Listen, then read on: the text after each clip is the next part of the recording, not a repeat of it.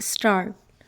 महोदय, आज की दुनिया में कोई भी देश जहाँ का तहाँ स्थिर नहीं रह सकता और ना दूसरों की प्रगति की उपेक्षा कर सकता है।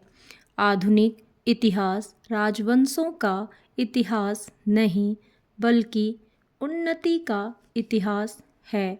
भारत को अपनी सभ्यता के अनुरूप आगे बढ़ाना चाहिए, पर इसके साथ ही हमें अपनी सभ्यता के आधुनिक संदर्भ में व्याख्या करनी चाहिए ताकि इसका अर्थ आज के सामान्य स्त्री पुरुषों की समझ में आ सके।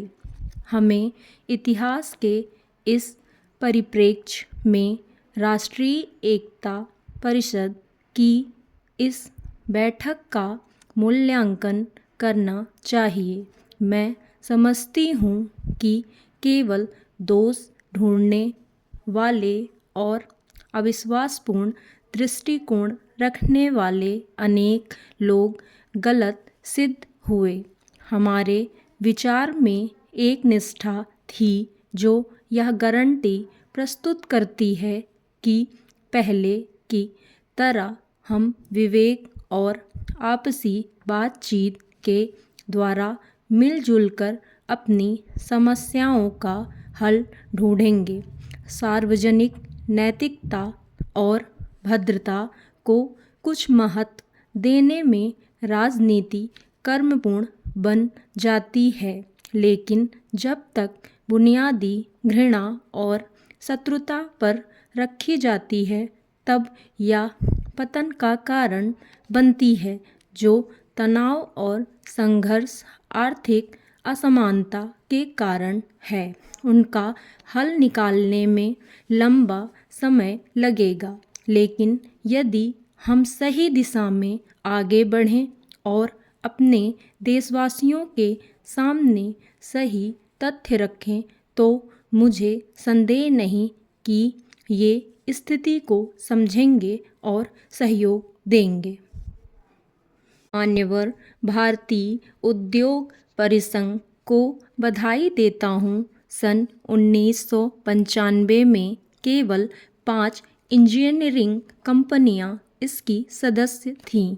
आज इसमें इतना बदलाव आया है कि यह 3000 सदस्यों वाला एक शीर्ष संगठन बन गया है, जिसमें बड़े, मध्यम और छोटे सभी उद्योग शामिल हैं और यह वास्तव में एक शानदार सफलता है। आपके संगठन में सभी विविध प्रकार के व्यावसायिक और औद्योगिक हितों का समावेश है।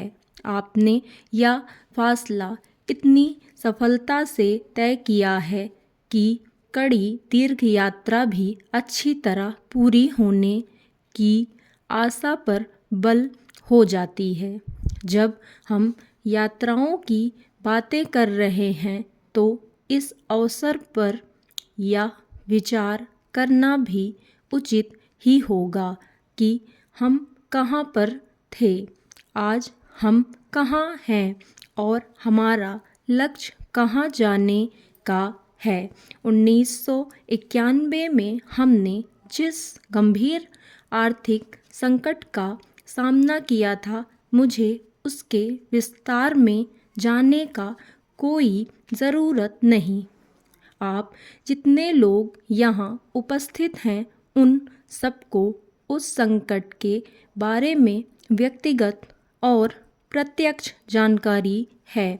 यह भी अच्छी बात है कि लगता है कि लोग संकट के उन दिनों को भुला बैठे हैं और मानव प्रगति की यह बहुत अच्छा गुण है।